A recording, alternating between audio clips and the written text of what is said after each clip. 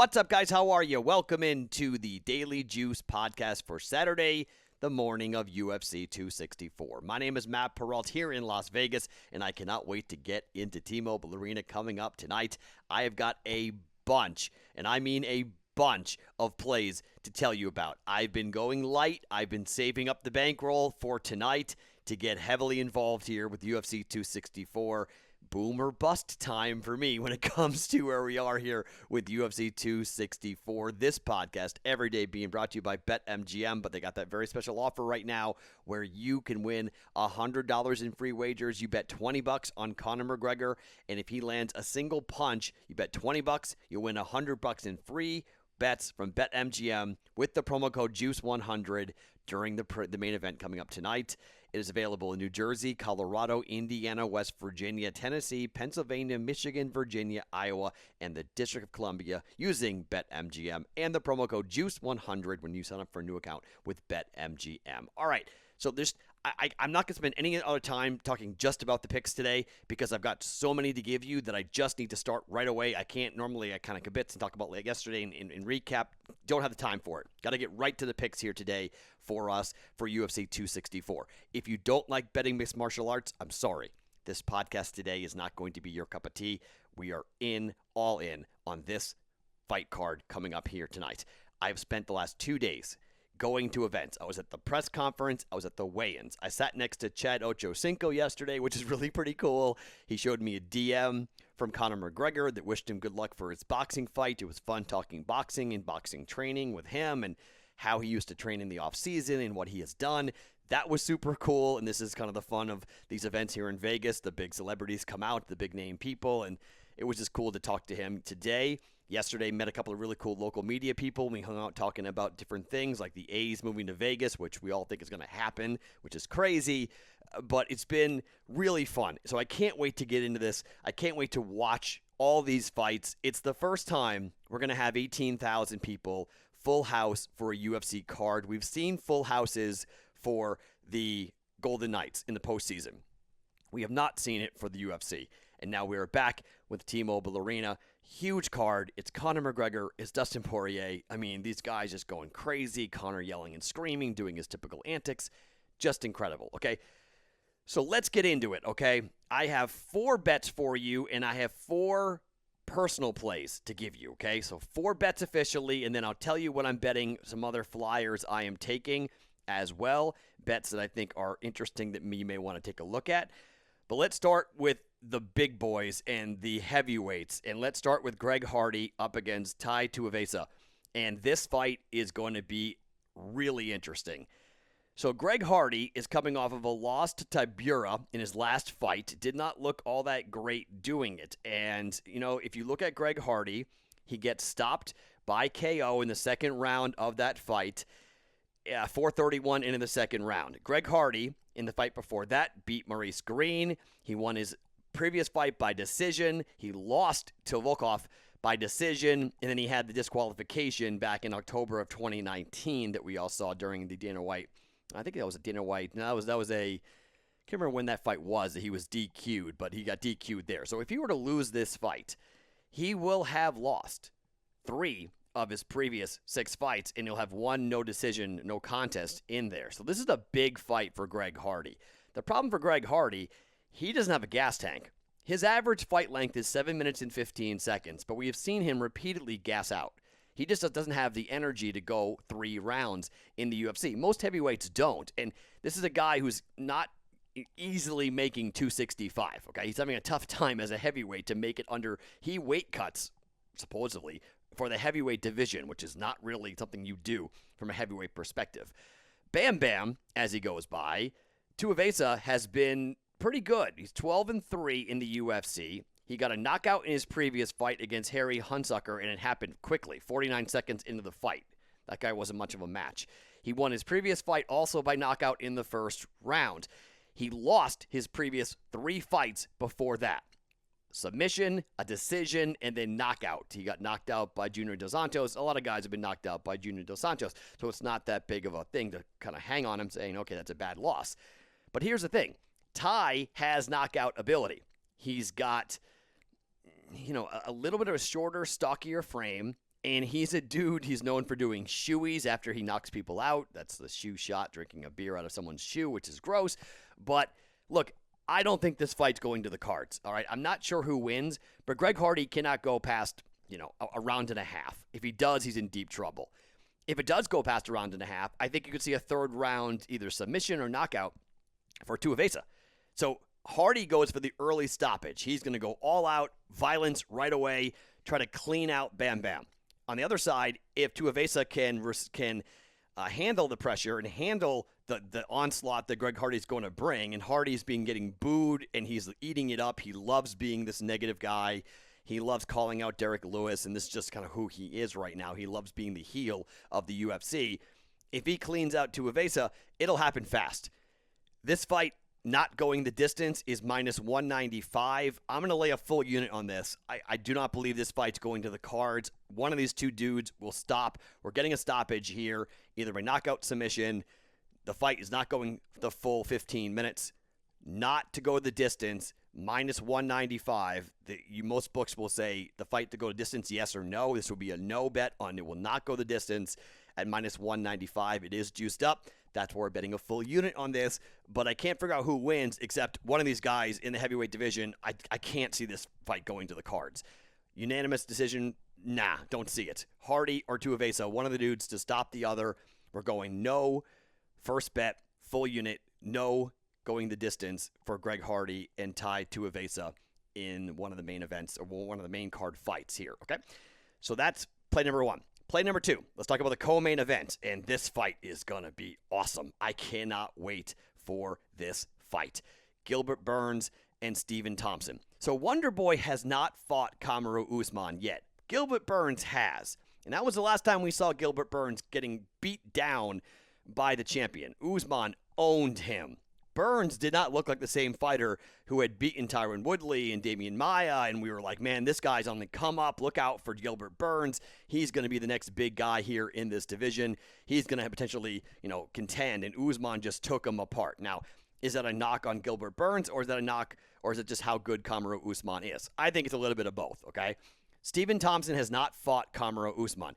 If he is impressive here today, Stephen Thompson could very well earn his and punch his ticket to get himself into a title fight for the first time fighting. He's had title fights before. He fought Woodley, and he hasn't, a long time ago. But Stephen Thompson is a dude that I think when you look at his record and what he has done, he's fought for the title twice.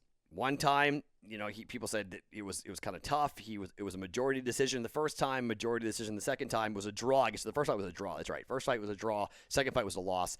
Many people thought he lost the first fight or lost both fights to Tyron Woodley, but that was back in 2016 and 2017. It's been a long time. So this is a guy who's had to rebuild himself. He lost to Darren Till. He lost to Anthony Pettis, but then he beat down Vicente Luque, and then he beat down Jeff Neal, both by decision.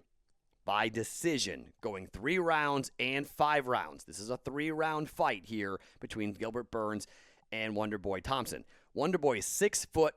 He is way taller than Gilbert Burns. Gilbert Burns is not 5'10". Watching them stand next to each other, he's got at least 3 inches on him. Reach, 75 inches to 71 inches. Not buying that either. I think there's a much longer reach advantage for Wonder Boy.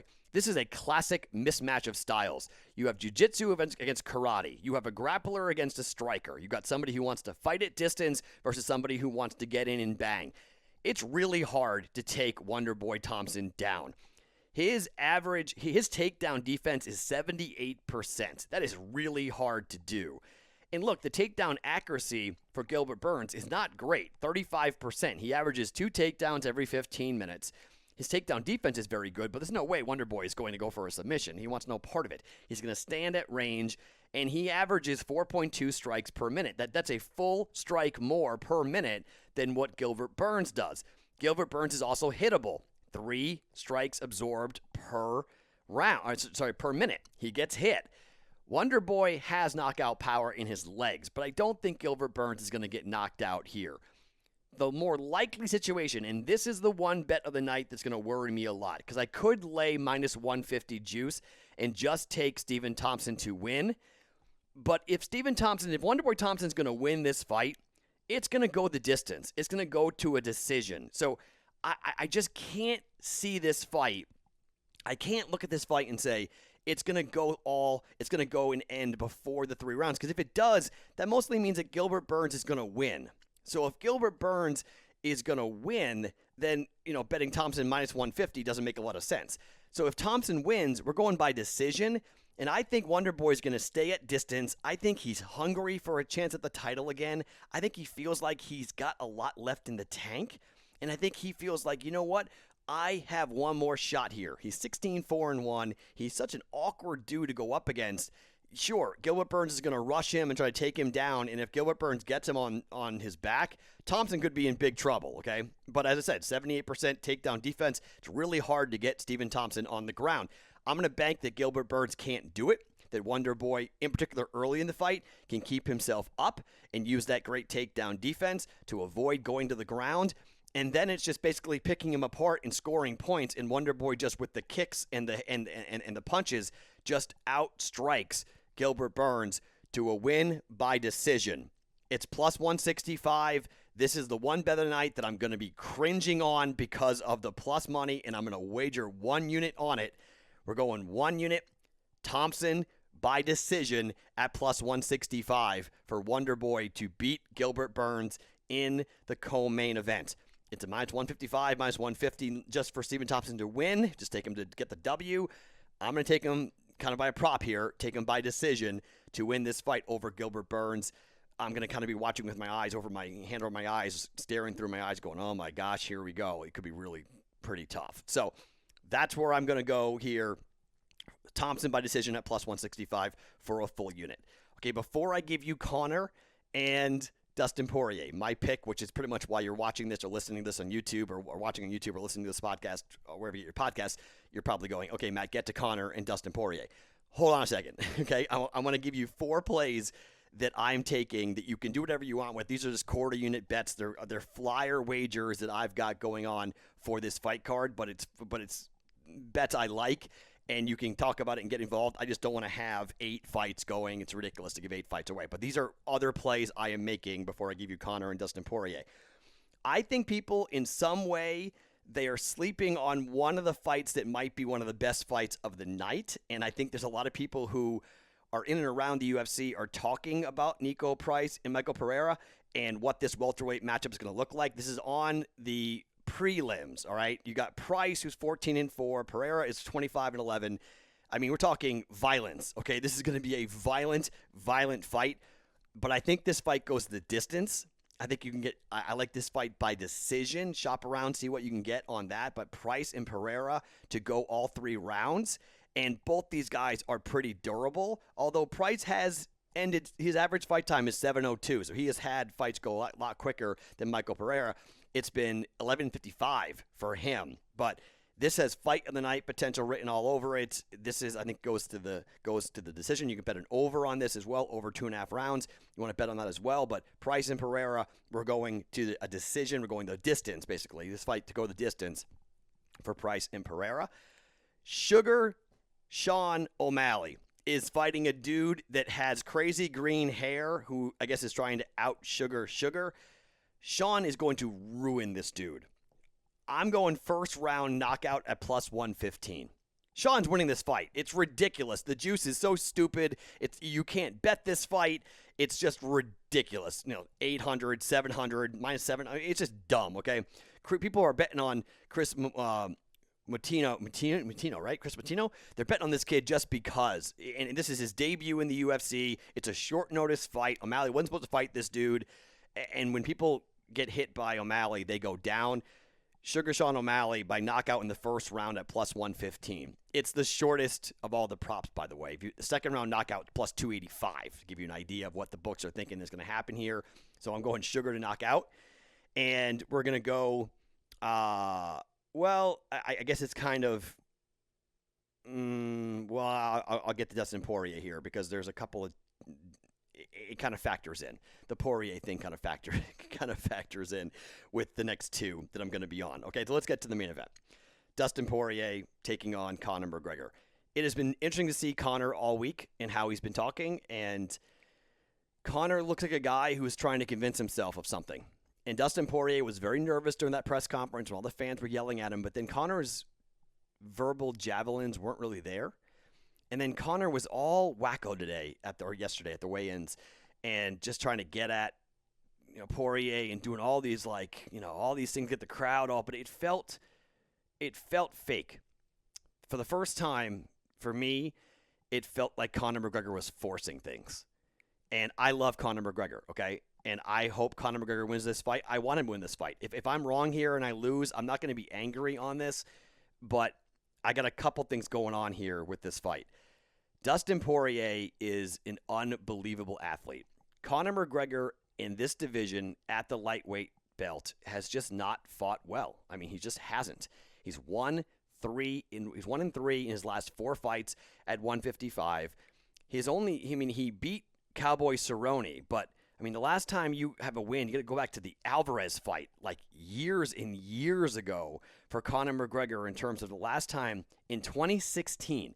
That's where that question came from, saying, Conor McGregor, you've won 1 fight in the octagon since Barack Obama was in office. That's where that question came from, and that's true. That's the win over Cowboy, because he lost both times to Khabib, and if he loses this fight coming up here, he will have lost both fights up against Dustin Poirier at 155.